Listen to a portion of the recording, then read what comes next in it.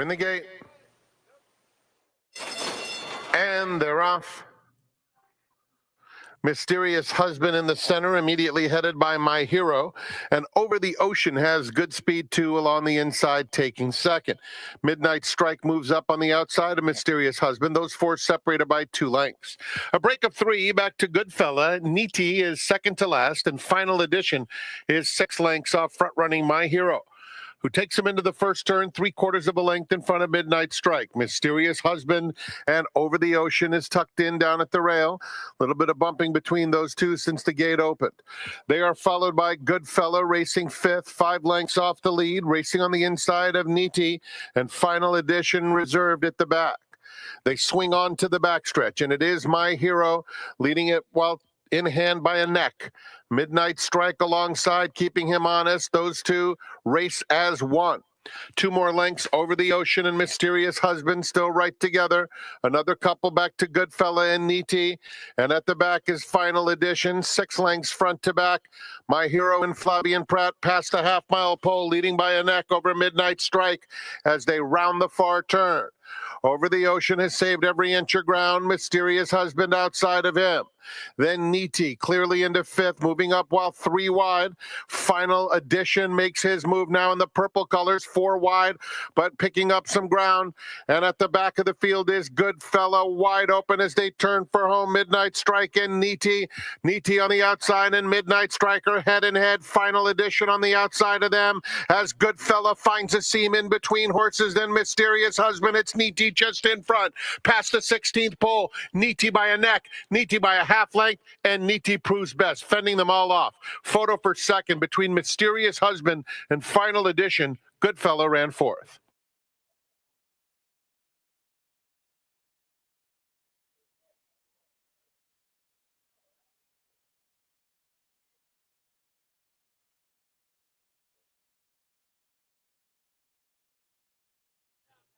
Going in.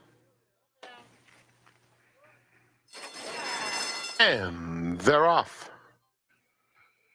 Tiger Sun is the quickest out of the gate. Get 'em Dusty has natural speed. Boston Burglar moves up in between them to take second, and Cangrejo's a close-up 4th, only a length and a half or so off the leader.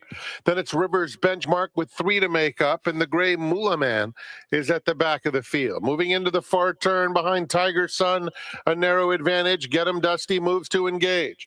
Cangrejo a joint 3rd on the outside of Boston Burglar, who now drops back to 4th. 3 lengths back to Rivers Benchmark and Moolah Man. They're heading to the quarter pole, 3 of them vying for command. Get 'em Dusty and Cangrejo. Cangrejo on the outside and Get 'em Dusty. These two square off with Tiger Sun under pressure in 3rd, 3/16 of a mile to go. Get 'em Dusty and Cangrejo. Get 'em Dusty now opens up a length on Cangrejo. Tiger Sun in 3rd, then Rivers Benchmark 16th pole. And Get 'em Dusty is too good. Get 'em Dusty pulls away, puts away Cangrejo and all the rest. Get 'em Dusty and Adrian Castellanos win by almost 4 lengths. Cangrejo was second best. Tiger Sun, Rivers Benchmark.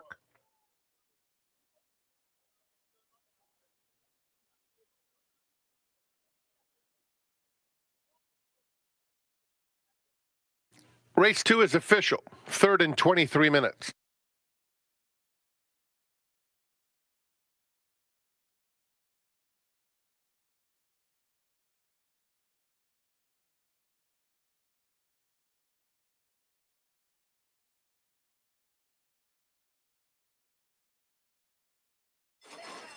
And they're off. Dr. Flash Dancer, very quick. Bobby Anton matches strides and takes the lead pretty easily away from him. They're followed by O'Grade, who's on the far outside. The gray is Our Expectation, and Don't Test Your Luck moves through inside of them. Far back is Tito's with a twist. Heading to the half-mile pole behind Bobby Anton, cruising on the front end, 3/4 of a length. Dr. Flash Dancer at the rail, Don't Test Your Luck, and Our Expectation in between them.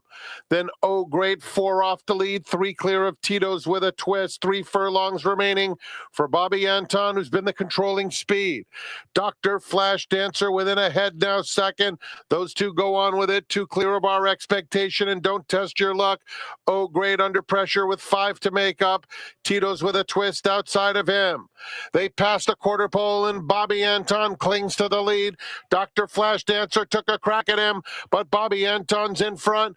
Don't Test Your Luck along the inside, and then Our Expectation, a 16th to go. Bobby Anton by 2, and Bobby Anton fought them all off. Bobby Anton and Kevin Orozco score by 2 lengths. Don't Test Your Luck was second, Dr. Flash Dancer third, and then it was Our Expectation.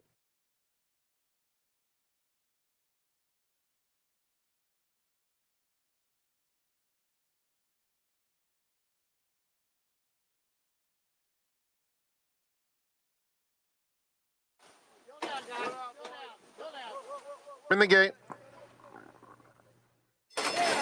And they're off. Even start.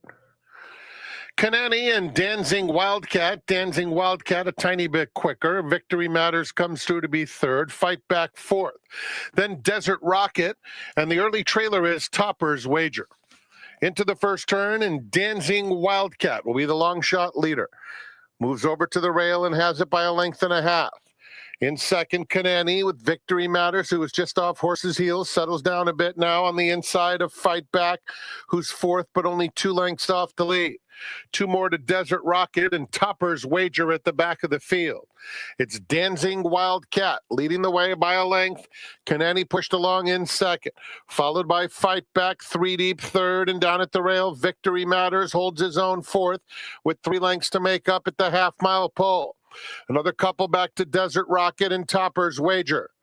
They move into the far turn behind Dancing Wildcat, leads a half length. Kanani getting closer in second. They've pulled 3 clear now, a Fight Back third, and down at the rail, Victory Matters. Another 2 back to Desert Rocket, who has 6 to make up at the quarter pole, and Topper's Wager has trailed throughout. Dancing Wildcat turns for home with a narrow lead. Has it about a length over Kanani, who's trying his best. At the rail, Victory Matters looking and finding a narrow opening. And here's Desert Rocket coming with his run on the outside. And Desert Rocket means business. He and Victory Matters to dispute it. Victory Matters got the jump. Desert Rocket coming after him. Desert Rocket, Victory Matters, Desert Rocket. Photo finish. Close. Victory Matters and Desert Rocket. Kanani was third.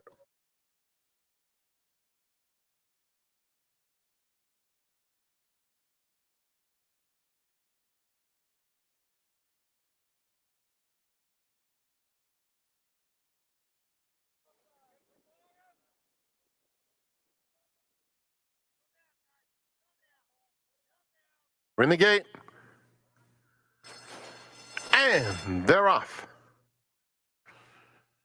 Wound Up and Cajun Brother, the first 2 out of the gate.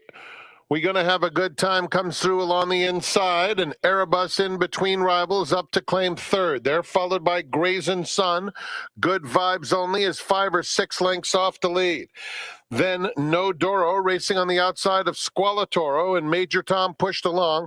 Then it's a distance to the trailer, Satanta, strung out behind Wound Up, who takes him into the far turn with a 2.5 length lead. Heavily favored Cajun Brother trying to close the gap in second. These two have pulled well clear midway on the far turn.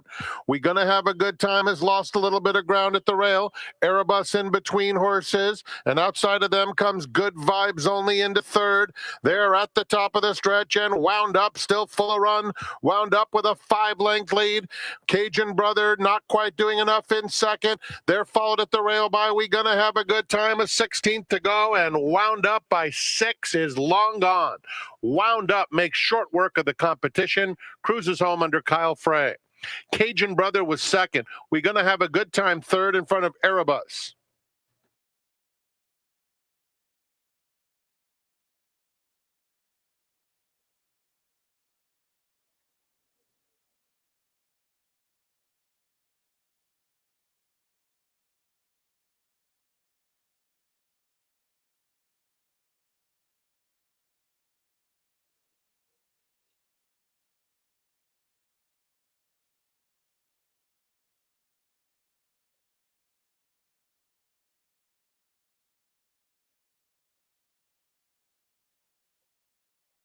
They're off.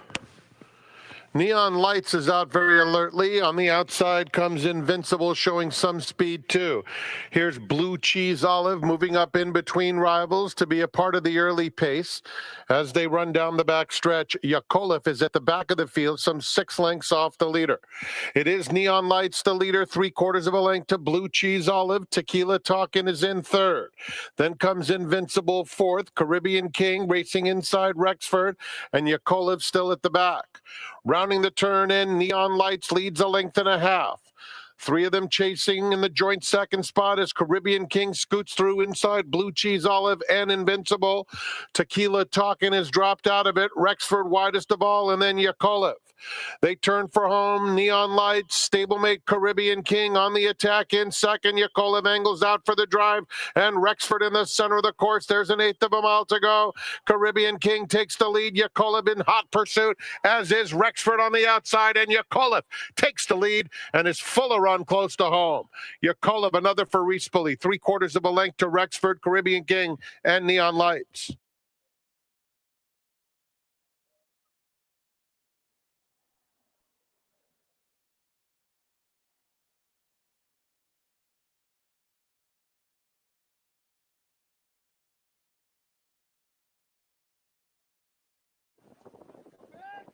Favorite Gold Currency to the outside.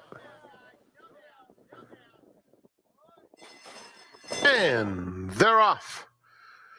Gold Currency is very quick, so is Ride Gold along the inside and Lava Lucy. So the 3 favorites prominent in the opening furlong, but it is Gold Currency who's clearly quickest. Then Darlin Tammy in fourth, already 6 lengths off the lead. Mia Pia is on the outside, 2 clear of Expect Love. Sexy Blue is next. Then comes Clubhouse Cutie, who's 15 lengths off the lead, and 2 more to Expressive Love. 3/8 of a mile to go, and Gold Currency has opened up 8 lengths. Ride Gold comes through to take up the chase in second with 1/4 of a mile to go. Then comes Darlin Tammy in between horses and Lava Lucy outside of them. 3/16 of a mile to go. Gold Currency clear by a half dozen. Ride Gold trying to close the gap in second. Then Darlin Tammy in third. A 16th to go. And it's Gold Currency by 4 lengths. Here's Ride Gold really picking it up fast. Gold Currency, 2-length lead. Ride Gold running out of time. Gold Currency saved by the wire. Ride Gold solid in defeat. Then it was Darlin Tammy and Lava Lucy.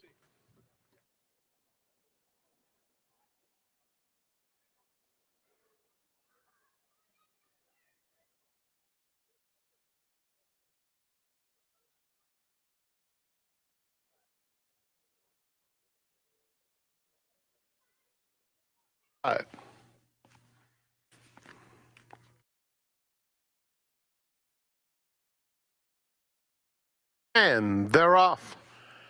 Beautiful start for Gem Mine, straight to the front. Bold Choice has a bit of early gas. They're joined by Amelia Blue, and on the inside, Rosie Forecast is up to take that 3rd position. Up and onto the main course, and it's Amelia Blue on the inside of Gem Mine, who tracks nicely in second. Jai Ho is racing in third. Down at the rail comes Rosie Forecast with the purple cap, and in between horses, Corporal Violet is headstrong, taking that 3rd position past the half-mile pole. This group followed by Auditory on the inside of Bold Choice, a break of 4 to Moonlight Tryst, Smooth as Butter second to last, and Sabres trails. Rounding the far turn, Amelia Blue narrowly in front, Gem Mine comfortable alongside, and Gem Mine takes over. Jai Ho on the outside of them moves up trying to claim second. Corporal Violet is next, 3 lengths clear of Rosie Forecast, who's losing ground inside Auditory. Gem Mine at the top of the stretch, spurts clear by 2, chased by Jai Ho in second. Then it's Corporal Violet in third. Coming to the 16th pole, Gem Mine not home yet. Jai Ho trying hard. Gem Mine 2-length lead. Gem Mine keeps going, and Gem Mine is simply too strong. A beautiful trip under Flavian Pratt. Jai Ho completes the exacta. Third went to Corporal Violet, and then it's a photo for 4th, and that photo went to Auditory.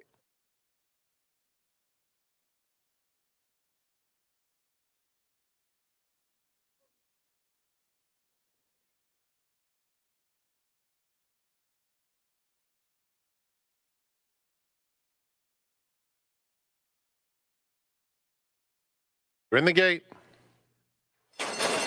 And they're off. Spiritual Advisor hopped in the air and had an awkward beginning. Mining District and Nauvoo are the first two out. Jay Dutton ensures a hot pace from the far outside, joining the fray as well.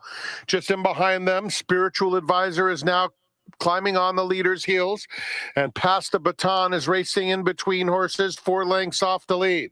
They're followed by Mio Bambino, Kerry Gold, and Speed Grazy is last. Around the first turn, it's Nauvoo on the outside and Mining District racing together as one. 2 lengths back to Jay Dutton in third, followed by Past the Baton between horses. Spiritual Advisor has room down at the rail, claims third for himself. Then it's Kerry Gold, Mio Bambino, and Speed Grazy. 6 lengths covers the field. They have a half-mile left to go. And it's Mining District at the rail. Spiritual Advisor joins him. Those two now go on with it. A half-length back, Nauvoo is under pressure, losing ground third. Down at the rail comes Past the Baton. Kerry Gold is outside of that pair. Speed Grazy in the blue is out of last, has 4 to make up as they come to the quarter pole. Spiritual Advisor, a big effort out of him after that rough beginning, leads 3/4 of a length. Here's Kerry Gold trying to cause an upset on the outside. In between those two, Mining District, Past the Baton down at the rail, and the favorite Speed Grazy is trying to get involved late. He's starting to roll now. They're in the final furlong. Speed Grazy widest of all. Spiritual Advisor, Mining District in between horses. Spiritual Advisor, Mining District, Speed Grazy lugging in while rallying sharply, and Kerry Gold driving finish. Here's the line. Photo finish. It might have been Speed Grazy, and if so, it was in the very last jump. It's he and Spiritual Advisor in a very tight photo. Kerry Gold and Mining District were just behind them.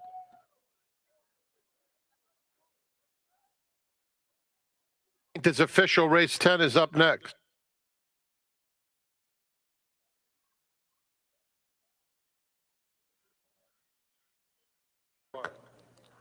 They're in the gate, and they're off. Exaltation broke well, as did Great King, who's quicker and sprints away to lead by 2. Exaltation is now in second, and Silent Heat comes away in third. Busy Channel is racing a joint fourth into the first turn, with Spagliato just inside of him. Then comes Moody Jim. Sydney Street has made it over to the inside, 6 lengths off the pacemakers, followed by Fly the Sky between horses and another 2 to Man Friday. They move on to the backstretch behind Great King, who leads the way by a length and a half to Exaltation, taken in hand second. Another length back to Silent Heat in third. He's followed by Spagliato. Busy Channel is in fifth, 4 lengths off the pace in between horses. In behind them, Moody Jim is a part of 3 of them.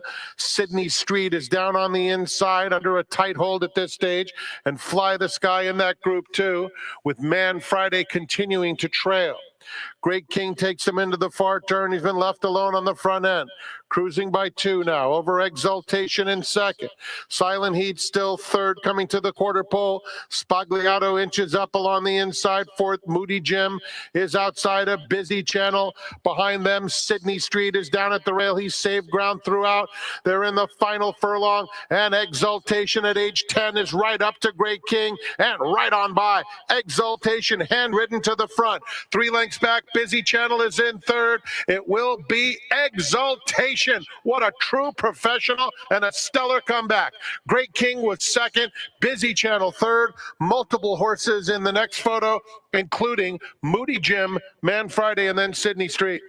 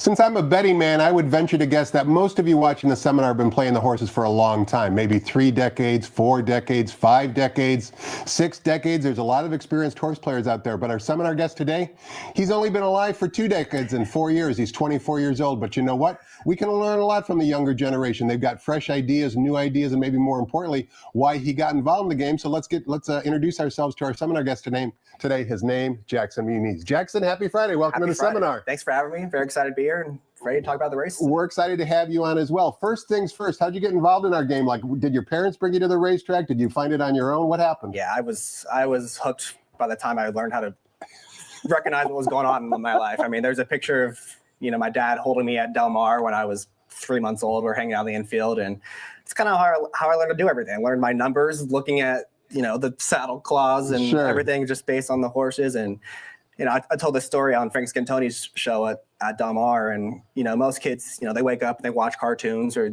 they watch cartoons before they go to bed. And we would watch the replay show at San Diego or Del Mar. And that's what we do all the time. How'd your mom feel about that?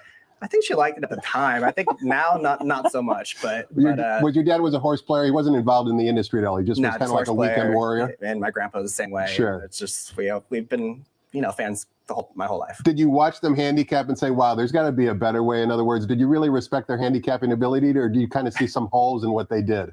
The handicapping ability is good. Okay. The handicapping ability is good. The wagering part, not so good? The wagering is hit or miss here and there, but overall it's good, yeah. What things did you learn from them that maybe you can apply today? And maybe more importantly, what things did they do that you kind of just abandoned because you knew it wasn't the path to the winning way?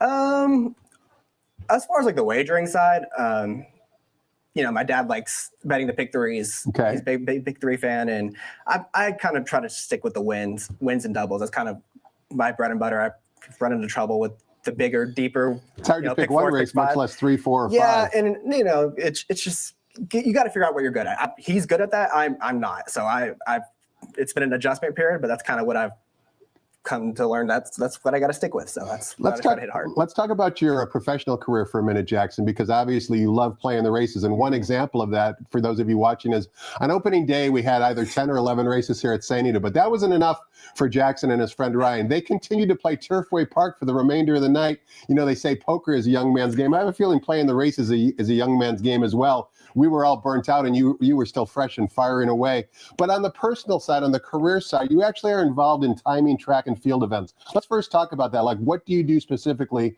to time track and field events? Yeah, so we do track and field and cross country as well. So we use, these cameras like the ones here that we actually use the same equipment that I know Churchill Downs uses for their timing stuff. So they're, these fancy cameras, and they put them right at the finish line, and it just focus in, and you got to, sync them all up and get them ready, and it's just like make sure everything's working. Is there correctly. A beam of some sort? It's the same thing. It's just beam. And basically, when everything's working correctly, it's a piece of cake. It's easy. It's just when things start going wrong, you got to just troubleshooting. And things can change overnight, because that happens at San Diego too. One day the equipment's working perfectly, and the next day all of a sudden, some gremlin shows up and the thing doesn't work, and it's frustrating. That the general public doesn't see that, but that happens a lot. Yeah. Well, and the worst part is, like, you can do it 100 times in a row and it works perfectly fine, and you do the exact same thing the 101st time, and it just, for whatever reason that day, it doesn't want to do what it wants to do. So it's frustrating at times, but when it works, it's great. It's easy. Is there technology out there that you're aware of that racing could utilize to maybe make the timing a little bit better? I know we're making advances, right? Because we're putting,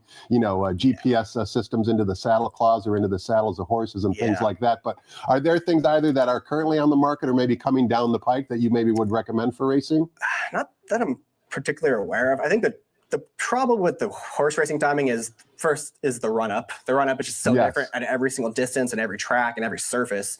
And then they also have the fractions, right? It's not like in track and field, you're crossing the same finish line every time. So it's consistent. Correct. Whereas in, the horse racing, they're going quarter pole, second quarter pole, third quarter pole. It's a little different. It's not quite the same. Another pursuit you're pursuing, Jackson, is to become an air traffic controller. So those of us who fly around a lot, our lives are going to be in your hands, hopefully somewhere down the road. What made you want to pursue being an air traffic controller? I just kind of stumbled upon it online one day and saw that I kind of, matched the qualifications, and it's, it's decent pay, and it's very It's a lot of responsibility. It's for a lot of responsibility, but it's a very fast-paced job, and it feels like that's something I would be good at. It's just kind of rapid fire, boom, boom, boom, boom. Wasn't there a movie called Pushing 10 or something like that, where it was about air traffic controllers, basically, making sure that all the airplanes had enough space to land safely? I haven't seen it, but I should probably check that one out. Probably be a good one to go make sure I actually want to do something like that. We're not asking Jackson to save our life today, but we are asking him to try and find some winners on today's 8-race card. He's going to do exactly that in just one moment. But before he does, let's toss the microphone over to track announcer Frank Miramati and get the early changes on today's 8-race card here at the Great Race Place.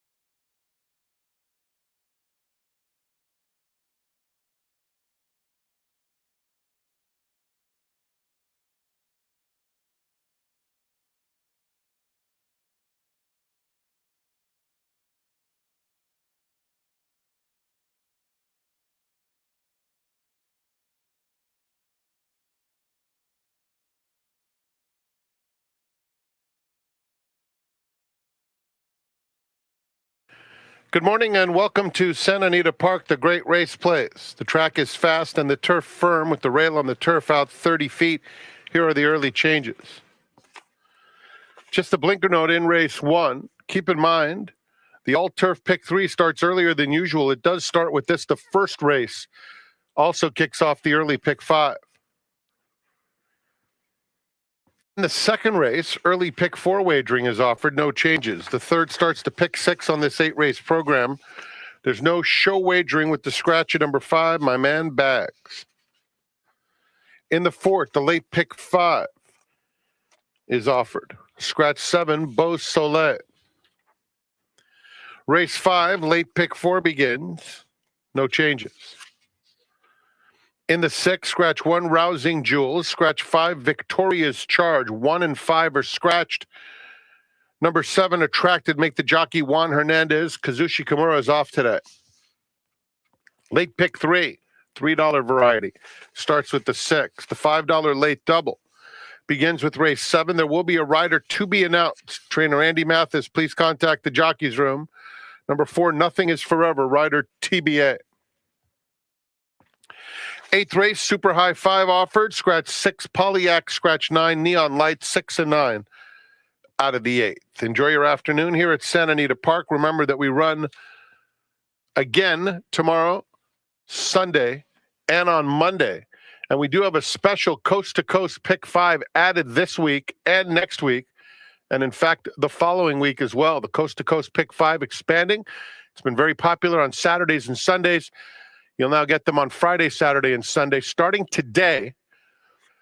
And it will begin in about an hour and a half with Gulfstream's 8th race, combining races from Gulfstream and Santa Anita Park. There have been extraordinary payouts throughout the coast-to-coast pick 5's life. And we hope that continues for you. Beginning today with Gulfstream's 8th, 105 Pacific, low 15% takeout. It's a $1 minimum wager. Let's go back to Quigley's Corner to resume the seminar. His guest today is horse player Jackson Muniz.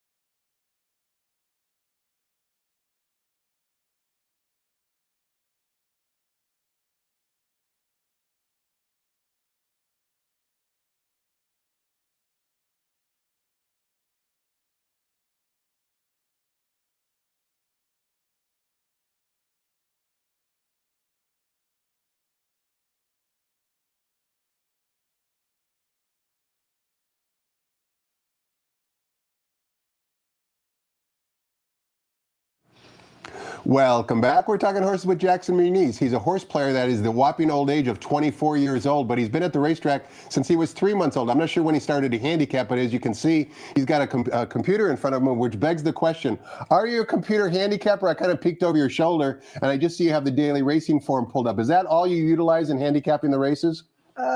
I like to start with the daily racing form. I think it's a good starting point, but I think where you're going to find the most value is either replays nowadays or even the workout videos. I think workout videos are huge, especially in the 2-year-old races, because not a lot of people are watching those, and you can find a lot of things that you see a workout in 48 flat, but that doesn't tell you much. Was the horse being pushed? Was he doing it on his own? Like, was he doing it in company, or was he doing it with a superstar? Like, you kind of got to just use all those factors into your analysis. You mentioned 2-year-old babies. What about pedigree? Do you do any sort of pedigree research? I'm not a huge pedigree person. I'll use it as a starting point, but once they start running, it doesn't really matter that much to me anymore. You mentioned watching replays. What are some of the things you're looking for? Because some of my previous guests say the trouble that everybody sees is not that valuable because it's going to be incorporated into the horse's price. What type of subtle trouble are you looking for? Maybe like a duel up front, maybe, I don't know. What type of things do you look for when you're watching the replays? Yeah, I mean, definitely a subtle trouble. The ones everyone sees, no good. They get overbet. I like horses that, especially in dirt races, that are dueling, not with 2 horses. I think you can overcome a duel with 2 horses, but the third horse kind of messes it up. And the one in the middle where you're just pressured on both sides the entire way, the one that's sandwiched it's just such a difficult position to overcome. I think it's what race you can almost toss. So that's a big one for me. And then just race flow in general. I think, if a race is flipped upside down, but there's one horse who kind of held on the whole time, that's the one you want moving forward. Do you subscribe to any of the workout reports? You talked about how you look at replays courtesy of xptv.com. Do you subscribe to anybody like Andy Harrington at nationalturf.com or Toby Terrell or Bruno? I do not. Occasionally I'll get some sent to me and I'll check them out, but for the most part, I like to watch them on my own and kind of do my own research. You're your lone soldier. You're going to sink or swim on your own opinion. Fun. Well, let's see who you do like on today's 8-race card, Jackson. Kicking things off in race number 1, where we're sprinting 6 furlongs in the turf course for maiden claiming 3-year-old fillies in for a $50,000 tag. The turf rails today are at 30 feet. And as you just heard Frank Miramati say, not only does race 1 begin the 50-cent early pick 5, but unusually so, it also begins the $3 all turf pick 3. That's right. We only have 3 turf races on today's card. That $3 all turf pick 3 has a low 15% takeout. We've got a field of 7 here in the morning line favorite in the current betting choice at 2-1 is number 6, Prime and Ready from the Richie Baltus barn. When Richie uses jockey Flavien Prat, they usually mean business. Richie, I believe, has 3 wins at so far this meet. 2 of them have been ridden by Flavien Prat. Give us your thoughts on race 1, Jackson.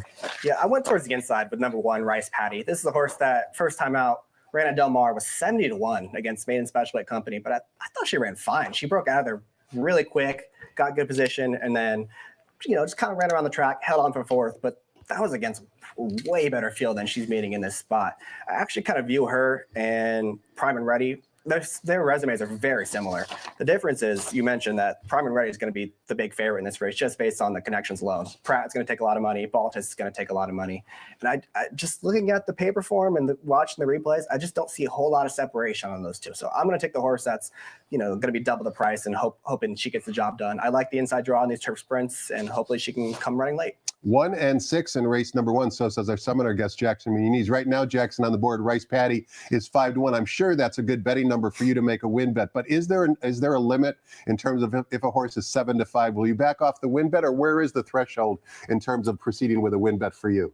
It depends. If I'm playing in a contest, I'm becoming a big contest player. I don't really care. I'll take a 2-5, 3-5 a winner's shot. A winner. Yeah, I mean, if you're going all in, you got to get to a spot. If I'm playing just every day, then if there's a 3-5 shot, I'd rather just try to connect it in a double somehow, try to get a little more value out of that. Let's take a look at race number 2. Begins the 50-cent early pick 4. This race is for fillies and mares going 1 mile on the main track.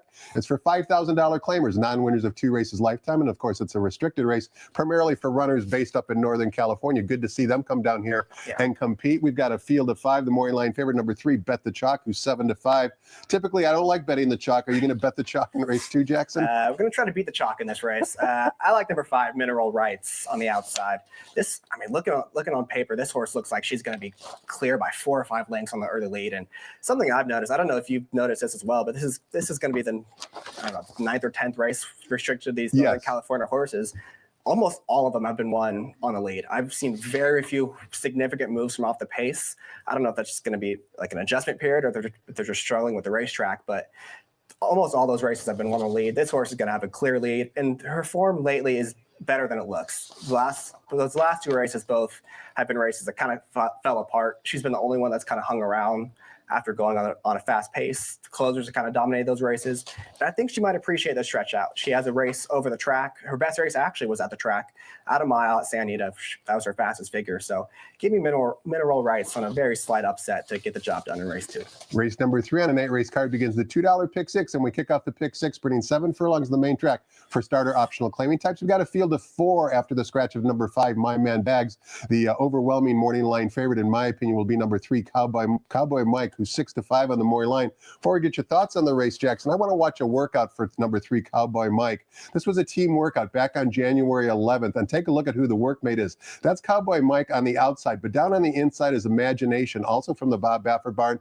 If you don't know much about Imagination, Imagination is actually on the list of invitees for the Pegasus World Cup. I'm not sure he's actually going to ship and actually run in the race, but he's got a lot of ability. He's done well here in Southern California.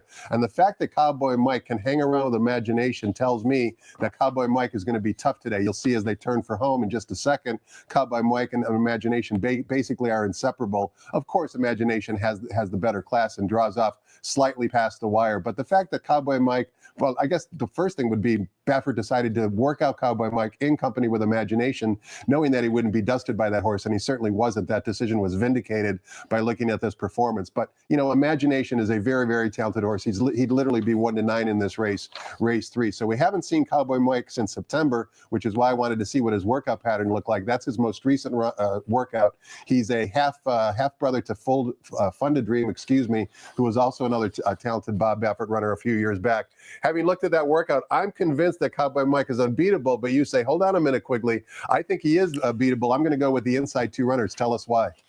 Yeah, as far as Cowboy Mike, I didn't love the pattern coming into here. He was kind of going the wrong direction, and they did the right thing, give him a little freshening, and he does look good recently in the workout videos. I was a little concerned about the distance. I thought the 7 furlongs might be a little too sharp for him. I think Baffert actually kind of acknowledged the same thing in an interview I was reading last night. So I'm going to try to beat him with the 1, clamp it on the inside for Mark Glatt. This is just a very consistent horse. I think 7 furlongs is going to be perfect for him. He's kind of been running in those races at a mile at 6.5, running really well. He's run 3 straight seconds, strong buyers, and I just think he's going to get the right kind of trip in this race. I think Code Duello's very fast. That one's probably going to shoot out of there, go to the front, and hopefully Clamp It just tracks right off of his hip and can kind of get the first jump on Cowboy Mike, who might find this distance a bit of a challenge. You brought up an interesting point in race number 2, Jackson, when you talked about your selection of that race going sprint to route number 5, Mineral Rights. How generally speaking, all the races that we've restricted to Northern California horses have been on the lead. Are you a big bias guy? Do you think biases exist in racetracks, whether it's here or maybe somewhere else around the country? Yeah, I believe in it. I think sometimes it's just a little overblown, and it definitely depends on the track. I don't think we see it too much out here at Santa Anita anymore. But I mean, last night I was tweeting about Turfway, and if you're watching Turfway last 2 nights, the rail was just ridiculously golden. Every horse was flying up the whether they were on the lead or coming from behind. The rail was the plot. Yeah. There was a couple like 60-1 shots just had no business being in the race, and they just hugged it, and they either won or got second. It was crazy. That's usually a tip-off when a 60-1 shot wins, and it happens over and over that there might be a bias in play. Yeah, can't wait to bet those ones back. Let's turn the page and take a look at race number 4. Begins the 50-cent late pick 5 today. We're sprinting 6 furlongs in the main track for fillies and mares. Non-winners of 3 races lifetime. $20,000 is the claiming tag. We've got a field of 6 after the scratch of number 7, Beau Soleil. Before we get your thoughts on the race, Jackson, I want to watch the replay for number 6, Sharp Ride. You actually requested that we show this replay. This was a replay back at Los Alamitos, her most recent effort back on December 7th. She's going to break from post position number 7 in this replay we're about to watch, and she's hung wide every single step of the way. Now she takes a drop down in class. Jackson thinks that she's live today at 7-2. So let's watch Sharp Ride in her last race back on December 7th and listen to Michael Rona describe the action. Racing. Jason Coda missed the start fractionally. Mirinda fastest away, has the lead clearly from Professor's Pride and Twilight Empire, Satoshi. Dory Miller, Jason Coda, and Sharp Ride out wide. 5 lengths covers the field. Mirinda has the lead by a half length. Professor's Pride hooking across her heels, moves up on the outside within a half length, and they're followed by Satoshi. Jason Cota improving in the black colours. Dory Miller splits horses as they go to the half-mile pole. Twilight Empire and Sharp Ride are both hung out on a limb. They're very wide, about 4 off the lead, as Jason Cota drops back again to trail. 3/8 from home. Mirinda slips away from Professor's Pride, carries a 1.5 length lead toward the top of the lane.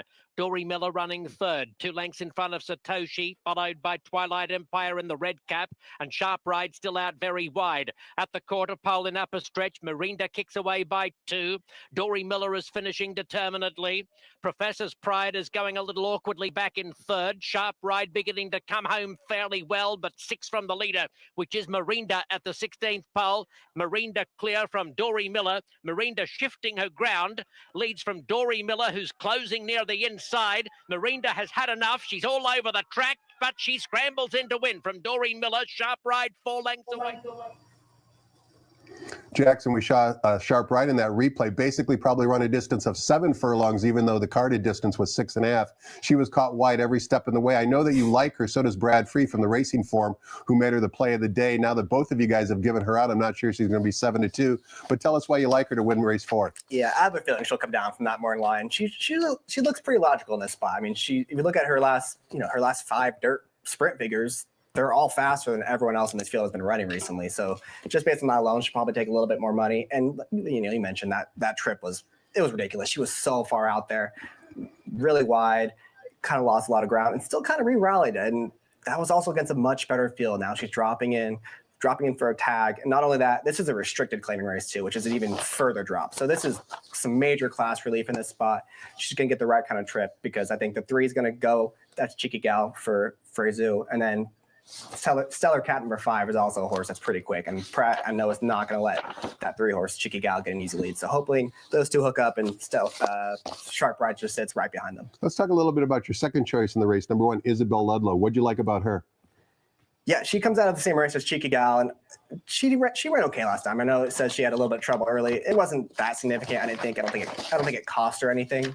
But the race 2 back at Del Mar was really good, and it came at a very similar level where she got a good trip. She was mid-pack, got that wide outside sweeping run where she got the job done that day. And now she's drawn on the inside. I don't mind the inside that much at Santa Anita in dirt sprints, at least compared to Del Mar. Del Mar, I think it's kind of a death sentence, but at Santa Anita, not too bad. So similar case for this one, where she's going to be mid-pack. And also the key for this horse is first time for Mark Glatt. Mark Glatt is having a huge last 4 or 5 months. First off the claim, he's 33%, and in dirt sprints, I think that's even higher. So I want to give her a look too. She'll be on my tickets as well. Mark Glatt has claimed 10 horses since June 7th, 2024. Those last 10 first off the claim horses, they've won 4. 2 of them have finished second. 1 has finished third. 40% in the money, 40% win percentage, 70% in the money for Mark Glatt first off the claim. And as Jackson accurately noted, Isabel Ludlow first off the claim for Mr. Glatt. Race number 5 begins the 50-cent late pick for 1 mile on the turf course for starter optional claiming types. Field of 7. Number 6, 34 Coupe from the Steve Miotti barn is 2-1 on the Maury line. Thumbs up or thumbs down on the favorite here, Jackson? I'm gonna give him a thumbs down. I liked the last race. I thought he got a really good trip in that spot, though. He could not have asked for a better trip, and he still got gunned down. That horse that beat him was Spagliato, who came back yesterday, actually, and he also got a really good trip, and he did absolutely no running. So wanted to downgrade that last race. And also that horse is 34 Coupe is 2 for 19. So once these horses kind of start losing a lot of races like that, I want to try to beat them when they're short prices like this horse is going to be, with Floppy and Pratt taking the irons. I went to number 5, Rulian Man. Want to give him a chance. I have no idea what happened last time. He was terrible. But you go back to his race 2 back at Santa Anita against tougher competition. That was against open claimers, and he ran really well. He was 4th, beaten just half a length. And then you go back to his races at Del Mar, he had a lot of trouble in both those starts. The 1-3 back against vastly superior competition. He was traveling with the winner of that race. They're head-to-head into the far turn, and he just had to completely slam on the brakes. 4 back at Del Mar, exact same thing. Traveling with the winners, had all the momentum, slammed on the brakes, re-rallied. So he's had a lot of trouble recently. He just has to get past that last race. It's a question of, is that last race an indication of what he's capable of today, or is his form prior to that, what he's capable of. So hopefully it's the latter, and he can get back to a good race. You also give a little love to number 2, Trusty Rusty, who's 6-1 on Jeff Siegel's morning line. What'd you like about him? Another one that's getting some class relief in this spot. I think he's been running against better in Northern California, although those were on dirt. But I think he's got a shot to get a good forwardly placed trip in here. It is a concern that he's 0-4 on the turf. But you go back to his one time we went turf routing. It was a long time ago. It was almost 2 years ago now. And it was another race where he was traveling with the winner. And I don't know what happened, but he's in the far turn. He looks great. And I don't know if he saw a bird or saw a shadow, but he just decided to jump and he hit the rail and he just, basically pulled up after that. But he looked like he was going to run a big race. So I want to give him a chance. I'd give him a price to get post a little upset in here. He'll be on my tickets, especially in the turf victory today. Race number 6 begins a $3 late pick 3 with a low reduced 15% takeout, and we kick things off going 6 furlongs on the main track for fillies and mares. It's an allowance optional claiming race, which is restricted once again to horses or horsemen that have been based up in Northern California since January 1st. 2 scratches, scratch the 1 and the 5, leaves us with a field of 6. Also, the morning line favorite number 7, Attracted, will now be ridden by Juan Hernandez. Kaz Kamara got injured in a starting gate incident yesterday. Expect to see him back tomorrow. 6 different ways you can go here, Jackson. Which way you going and why? I went to the favorite, and I was on her even before the scratches, and those were some pretty significant scratches. Both of those were speed horses that were going to heat this thing up. But she's just Attracted has just been very impressive in her 2 starts, and I like the way she's done it. She's done it 2 different ways. First time out, she just went to lead, kind of wire the field, and just ran away from those horses. And then last time, against winners, against much better horses, she did it a completely different way. She went behind horses, took some dirt, had to wait for room, split rivals, and then just drew away from that field. And she did it on the wrong lead too. So I think there's a little bit more in the tank for this horse. I like that she's drawn towards the outside of the other speed horses. And I also like that they got her down here a little early. They gave her a workout over the track. I think that's important, especially for these Northern California horses that are not used to this surface yet. So I think that's a big advantage in her favor. She'll be my she's going to be a short price in this spot. I want to key her in all kind of horizontals. Just take her, move on, and hope for the best. Race number 7 begins the $5 late daily double, also with a reduced 15% takeout, and we're going 1 mile on the main track for Calbred, fillies and mares, non-winners of 1 other than. We've got a field of 7. Take note the jockey on number 4, Nothing Is Forever, is now Frank Alvarado. Number 2, Stop Digging, is the 8-5 morning line favorite. Stop Digging's last race was at San Anita back on opening day, December 26th. If you're looking at the past performances, you can also see that Dendera, the rail filly, or the rail mare, I should say, in this particular race, also exits that same race.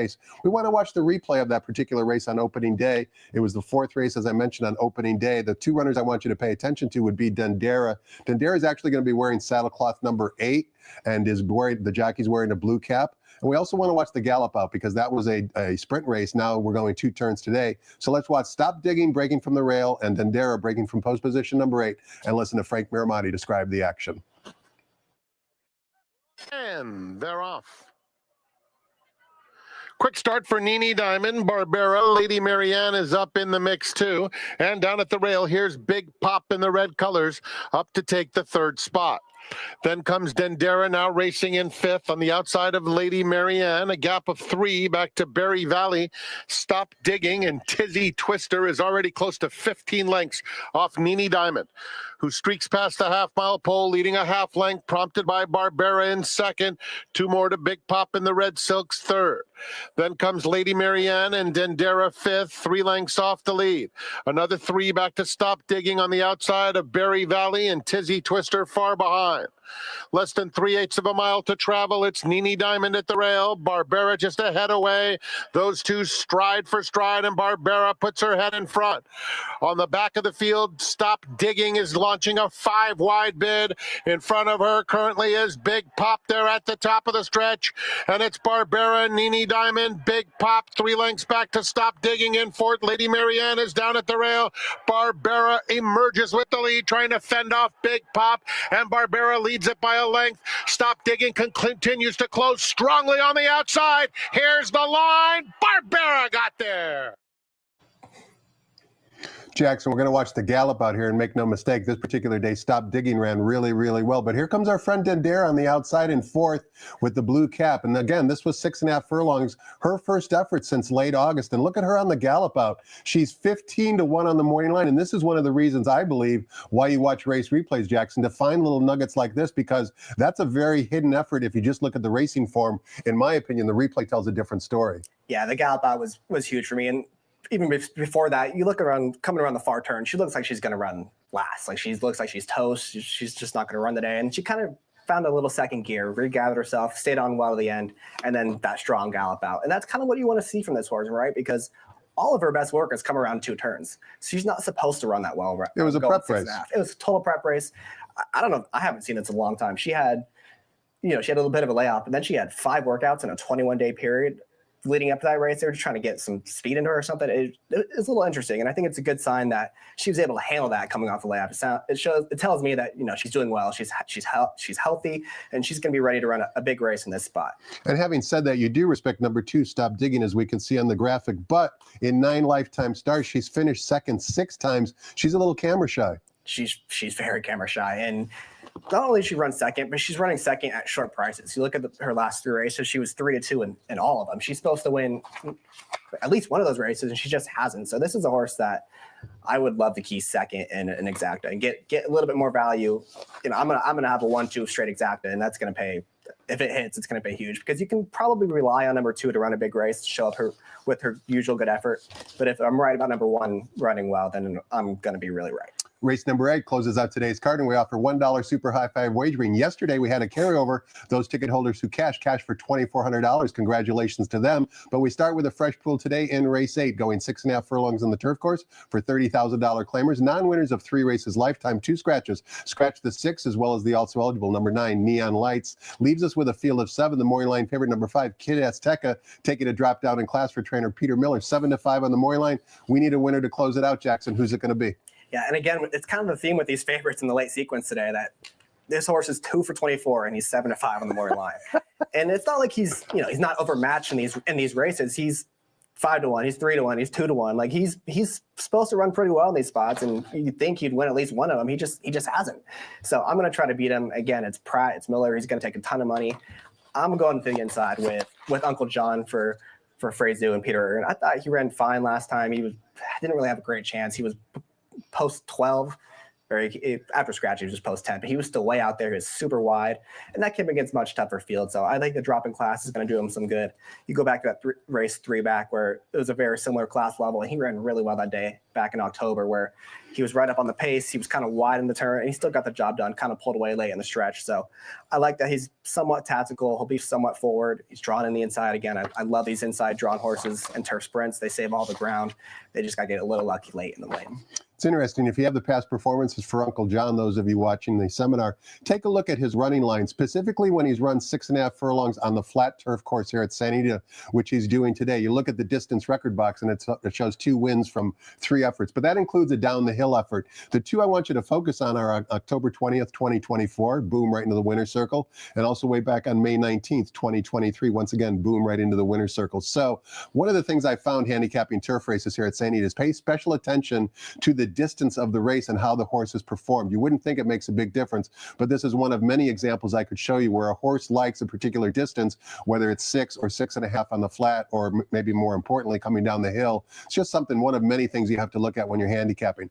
I told you, even though he's only 24 years old, Jackson would teach us a thing or two. Jackson, thanks so much for your time, insight today. Continued good luck with your professional career, whether it's in track and field or saving lives up in the sky. That's perhaps more importantly than picking winners. But good luck to you today with all your selections, and hope to do it again with you real soon. Thanks for having me. It was a lot of fun, and hopefully we pick a winner or 2 today. I'm confident we'll be able to do that. Before we let you go, just one more reminder. Every Friday in the month of January, we're offering a $1 coast-to-coast pick 5. As you know, it's a $1 minimum with a low 15% takeout.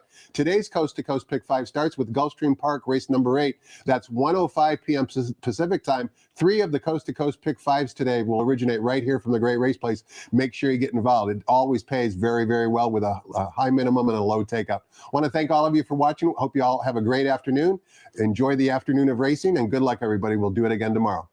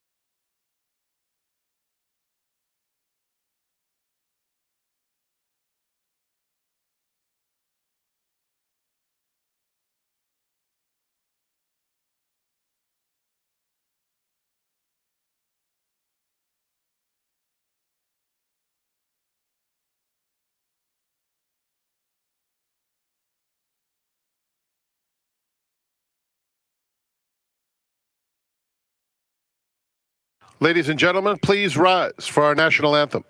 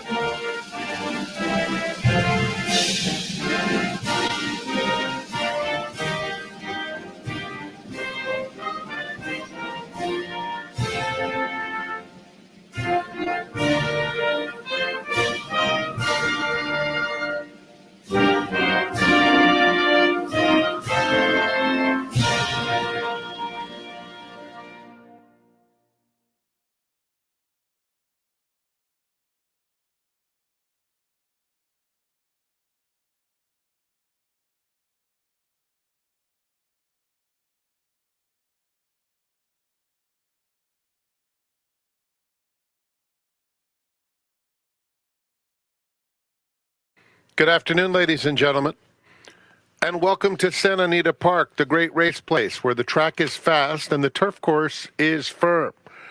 The track conditions are brought to you by John Deere. Here are the changes.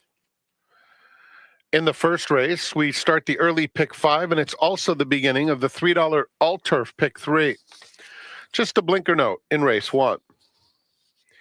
The second race kicks off the early pick 4. There are no changes.